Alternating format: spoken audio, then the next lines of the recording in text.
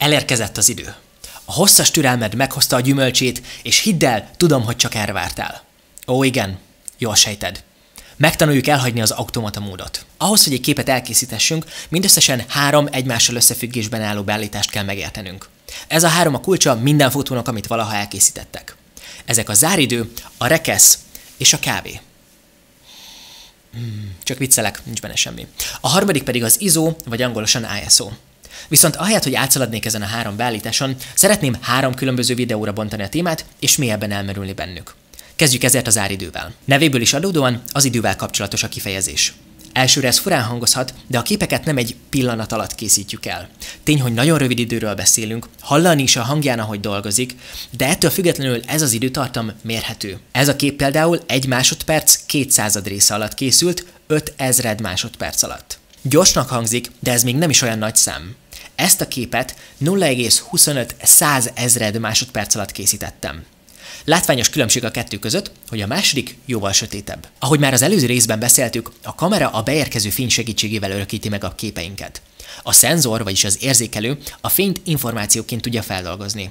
Egy jó képhez sok információ szükséges, ha pedig kevés a fény, kevés az információ. Képzeld el, hogy ez a pohár a szenzor, a víz pedig a fény, amit összegyűjt. Ahhoz, hogy egy jó képet készítsünk, a pohárnak tele kell lennie.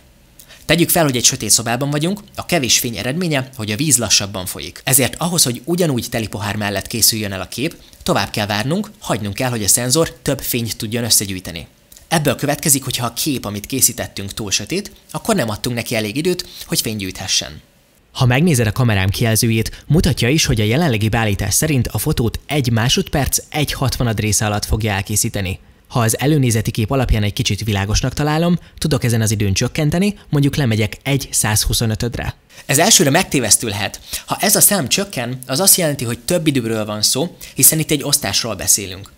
Mindig azt nézzük, hogy 1 másodperc hanyad részéről van szó, ezért fordítottan arányos. Ahhoz, hogy ezt a beállítást hatékonyan tudjuk gyakorolni, vásd át a kamerádat S módra. Az autómód ugye minden beállítást maga végez, az S mód pedig lehetővé teszi, hogy kizárólag a záridőt válaszd meg, minden egyebet viszont még mindig a kamera fog csinálni. S, mint angolul Shutter Priority, a záridőt priorizálja számodra, hogy te csak arra koncentrálj.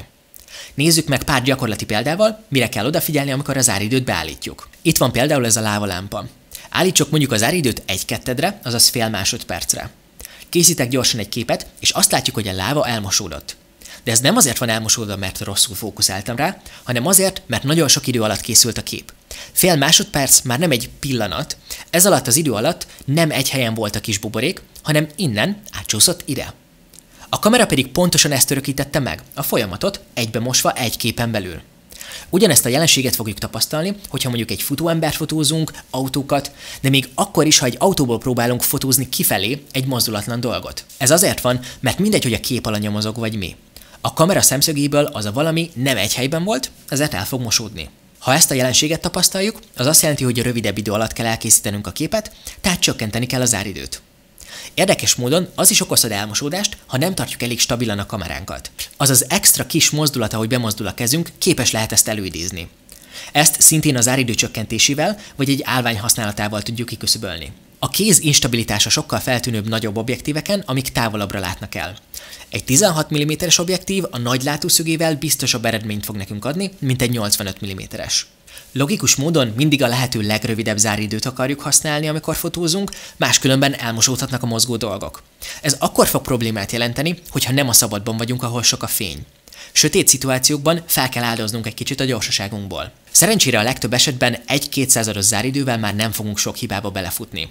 Ha esetleg a kutyánkat szeretnénk megörökíteni, aki folyamatosan rohangál és ugrál, érdemes 1/500-ra lemenni, vagy akár még lejjebb. Találtam is egy kis táblázatot, ami segíthet eligazodni ezekben az adatokban. Ezt érdemes a közelben tartani, és ennek a segítségével gyakorolni, viszont egy pár hónap múlva álmodból felkeltve is tudni fogod, hogy mikor milyen értékre érdemes beállítani az áridőt. Lehetséges egyébként egy képet ennél sokkal több idő alatt is elkészíteni. Érdekes kísérletezni a hosszabb záridőkkel, ha például egy folyóról vagy felhőkről készítünk képet, de nem a másodperc tört része alatt, hanem akár 20 másodpercen keresztül, a kép elmosodása különlegesebb esztétikus fotót is eredményezhet. Ugyanezt a technikát használják az emberek akkor, ha fénnyel akarnak írni. Ha a kamerámat 2 másodperces záridőre állítom, és ez alatt a 2 másodperc alatt rajzolok valamit a telefonom kijelzőjével, akkor ezt fogom kapni. Bátran kísérletezz ilyenekkel, és ha szívesen megosztanád velem a fejlődésed eredményeit, kommentben hagyj nekem egy linket, ahol elérhetem a fotódat. Ennek egy jó módja, ha regisztrálsz a flickr.com-ra, link a leírásban. Ide szabadon, jó minőségben fel tudsz tölteni, és ha szerencsénk van, az oldal még a beállításaidat is meg tudja állapítani, ezért én is látni fogom, hogy mit csináltál jól, esetleg rosszul. Továbbá nagyra értékelek minden visszajelzést, és reagálni is fogok rájuk, hiszen a kommentelés a legjobb módja annak, hogy támogasd ezeket az ingyenes videókat, amiket készítek. Oké, mára ennyi. Köszönöm a figyelmed.